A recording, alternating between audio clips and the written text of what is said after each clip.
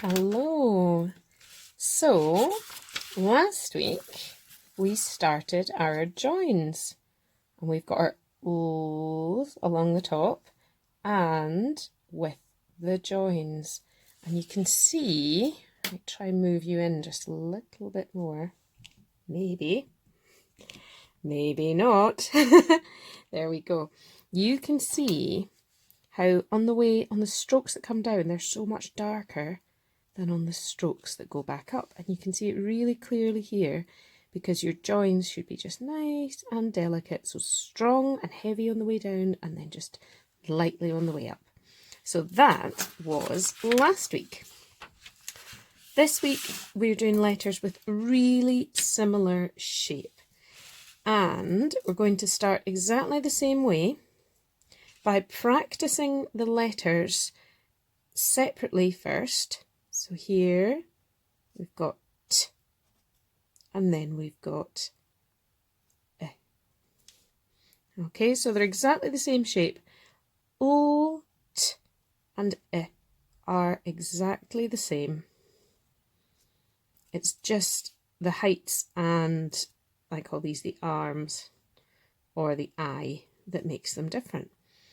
So T starts about 3/4 of the way up. O obviously starts at the top and I starts halfway. And these flicks that we're doing are incredibly important because the flicks are what become the join. And you'll notice that the arms of the T are the same height as where the I is, and it's halfway between the two lines. Okay. There we go. I don't know how much more you can see. I'm nearly at the end of the page. Maybe fit 2 more comfortably in so I'm not squeezing any. There we go. Now, the reason that we practice them separately first is to make sure, because we've done our letter formations, we're all really good at that, and to make sure that we're comfortable with the letter formations and all the flicks, because you can see already the flick is already almost at the top of the F for the join. So if we practice them separately, then we're really comfortable for when we go to join them together. And we leave that flick at the end of the I so it can add joins the next time.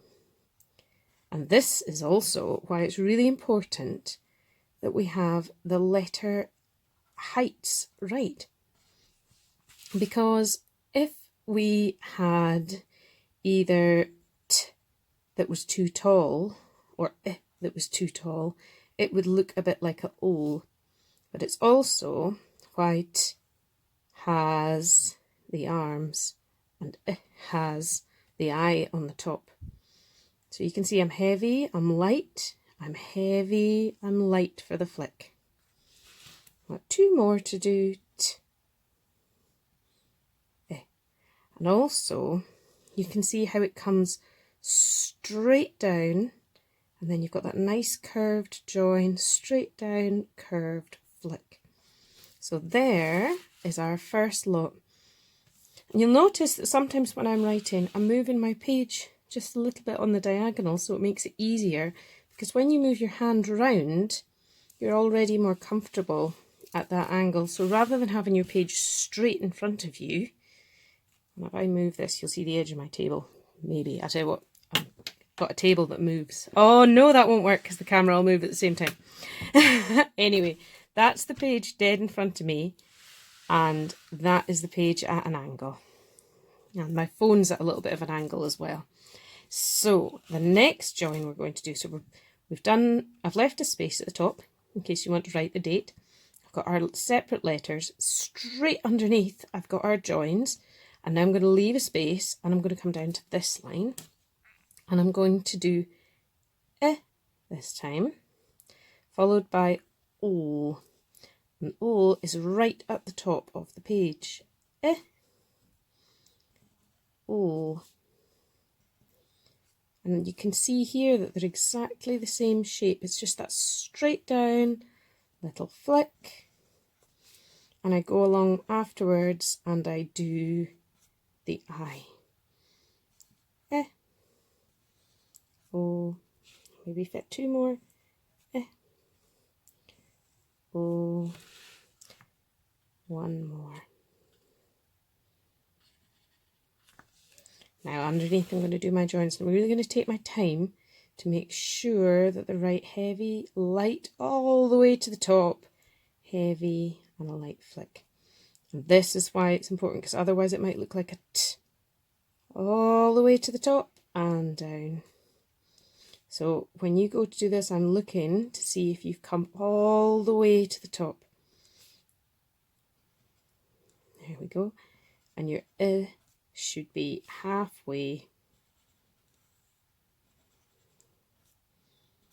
There we go. A few more to go. And you should also get this nice, it's almost like a point where it comes up and then it comes straight down, because that's what we're looking for. Looking for it to come up at an angle and then straight down. So we're looking for nice straight and O. Last one, straight, straight. Get that point. Okay, here is our sentence. So I'm leaving a space again. I've got my capital letter. Realise that sometimes my phone's going out of focus. If you want a challenge, you could try joining H to A. If you want to try that one, just as a little challenge. But here is the first join. T to E. There it is. And now we're doing P. And remember, you come back up the line and around, so you end up with that little bit here. Okay. Remember to start at the top for your A. And then F is the tallest letter, but also the lowest one. It's the only letter that comes high and low. Here we go. There's a T. You could even have a go at joining it to H and A for a challenge if you want. Those of you that are looking for a challenge. But I'm not looking for those. All I'm looking for today is the T, and then make sure our P is correct. A. Okay.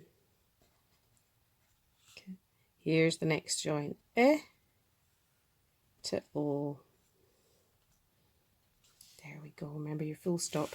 And you could even, because I've got a space, you might not have a space because in your jotters they might be, the lines might be closer together, but if you do, you could have a go at doing that sentence again underneath the tip of the pencil.